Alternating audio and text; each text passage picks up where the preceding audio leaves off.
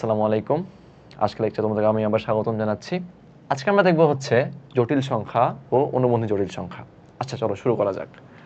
এখন কথা হচ্ছে ভাইয়া, আমরা তো সবাই গত লেকচারগুলো দেখে আই এর সাথে পরিচিত হইলাম, যে আই মানে কি বোঝায়, আই হচ্ছে √(-1)। তো এর মাধ্যমে জটিল সংখ্যা কীভাবে শিফট করা হলো দেখো, একটা জিনিস খেয়াল করো। ধরো তুমি একটা জিনিস সলভ করতেছিলা, তোমার অ্যান্সারটা আসলে হচ্ছে এরকম, যে 3 + √(-5)। তোমার অ্যান্সার আসলে কি এরকম। এখন এতদিন পর্যন্ত তো ভাই এটাকে আমরা কি বলতাম, অবাস্তব বলতাম। অ্যান্সারটাকে আমরা নিতাম না, বলতাম যে এটা অসংজ্ঞায়িত, এটা বা অবাস্তব, এটা নেওয়া যাবে না, এটা অ্যান্সার হতে পারে না। কিন্তু এখন তো আমরা ওকে ডিফাইন করা স্টার্ট করে ফেলছি। তাহলে ওকে এভাবে বলা যায় না যে 3 + √5 × √(-1), তাই না?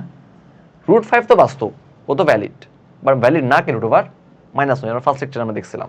তাহলে ওকে আলটিমেটলি কীভাবে লেখা যাচ্ছে, যে 3 + √5 × i। এই যে আমরা একটা ফাইনাল সংখ্যা উপনীত হইলাম, এটাকে বলা হচ্ছে মূলত জটিল সংখ্যা। জটিল সংখ্যা কেন বলা হচ্ছে? কারণ ভাই এখানে একই সাথে একটা বাস্তব অংশ এক্সিস্ট করতেছে, একটা অবাস্তব পার্ট এক্সিস্ট করতেছে। যেমন এই দেখো 3টা, 3 এর সাথে কোনো আই ছিল, ভাই 3 তো প্রকাশ করতে কোনো সমস্যা হচ্ছিল না, 3 তো 3 এর মতোই ছিল, তাই না? কিন্তু √(-5)টা এটা প্রকাশ করতে সমস্যা হচ্ছিল, ওটা আমাদের -√(-1) এর জন্য সে আমাদেরকে ভালো ভ্যালু দিচ্ছিল না। বাট এখন তো আমরা ওকে ডিফাইন করা স্টার্ট করেছি, ওকে আমরা আই বলবো।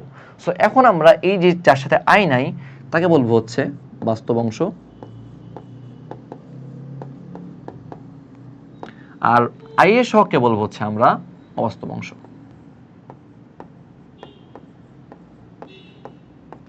তার মানে একটা জটিল সংখ্যার দুইটা পার্ট থাকে। কয়টা পার্ট থাকে? দুইটা পার্ট। একটা হচ্ছে আমাদের বাস্তব পার্ট, একটা হচ্ছে অবাস্তব পার্ট। এবার এটা খেয়াল রাখতে হবে ভাইয়া, অবাস্তব পার্ট কিন্তু √5 আই সহ না।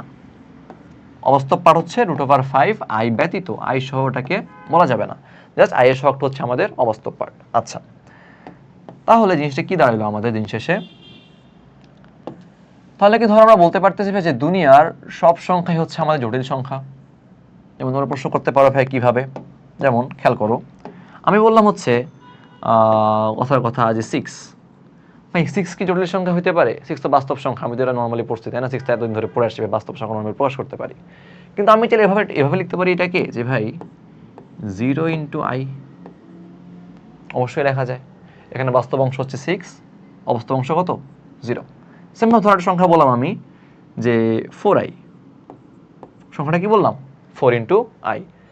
এটা কি ভাই সম্পূর্ণ অবাস্তব সংখ্যা না? তুমি এখন এটাও কিভাবে জটিল সংখ্যা? কেন এটাকে এভাবে বলা যায়? 0 + 4i। তার মানে কি দাঁড়াচ্ছে?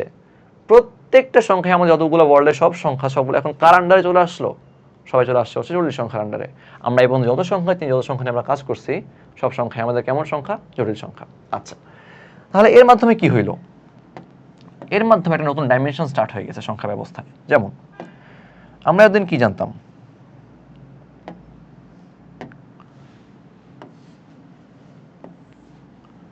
আমাদের এটা ছিল না সংখ্যা রেখা। আচ্ছা, উপরটা না কি আগে, ফার্স্ট একটা আর কি দেখো, এটা আমাদের কি ছিল? সংখ্যা রেখা, তাই না?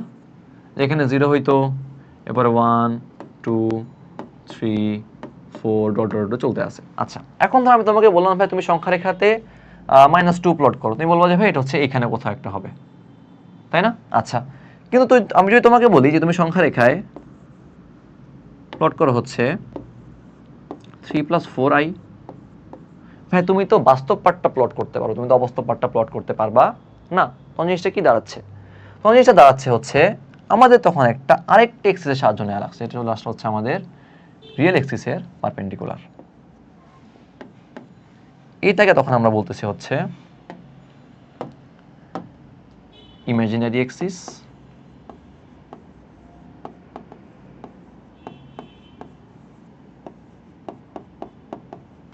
আর এটাকে বলতেছি হচ্ছে আমরা রিয়েল এক্সিস।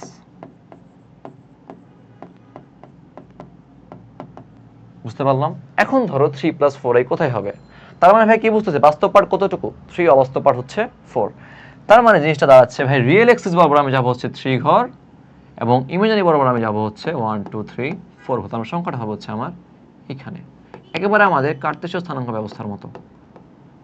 এখানে ওখানে xy ছিল, এখানে বাস্তব এবং অবাস্তব।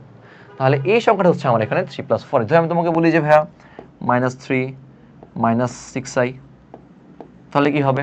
আচ্ছা আমি -3 দিয়ে এখানে আসবো, 1 2 3 আর -6, তাহলে এখানে কোথাও একটা হবে আর কি। তাহলে এটা হয়ে যাচ্ছে আমাদের -3 -6i। বুঝতে পারলাম? তো আমাদের কি করা হলো, এই যে জোটটা আমাদের নতুন ডাইমেনশন ক্রিয়েট হয়ে গেল কার মধ্যে, যখন আমরা -√(-1) কে ডিফাইন করা স্টার্ট করছি। এতদিন পর্যন্ত আমরা কি করতাম, ওকে বলতাম 1 ডিফাইন, ওর কোনো বাস্তব ভ্যালু নাই, কেন নাই ওটা আমরা ফার্স্ট লেকচারে খেয়াল করছি। বাট এখন যখন আমি একে আই বলা স্টার্ট করছি, আমাদের প্রত্যেকটা সংখ্যার নতুন ডাইমেনশন চলে, যেটা হচ্ছে আমাদের ইমাজিনারি এক্সিসে এখন প্লট করা যায়। যদি খালি বলি যে খালি 3 কোথায়, সমস্যা নেই, খালি 3 এখন এখানেই হবে, ও উপরে যাবে না, সংখ্যাটা এখন এখানেই খালি 3। যদি বলি খালি 4i, সমস্যা নেই, সে জাস্ট এখানেই হবে, 4i আমাদের এখানেই হবে, কোনো সমস্যা নেই, ঠিক আছে। আচ্ছা, তাহলে আমরা বুঝতে পারলাম হচ্ছে জটিল সংখ্যাটা কিভাবে আসলো এবং তার পার্টগুলো কিভাবে আমাদের ইমাজিনারি এক্সে এবং রিয়েল এক্সে প্লট করা যায়। তাহলে আজকের ক্লাসটা এই পর্যন্তই। ধন্যবাদ সবাইকে। আসসালামু আলাইকুম।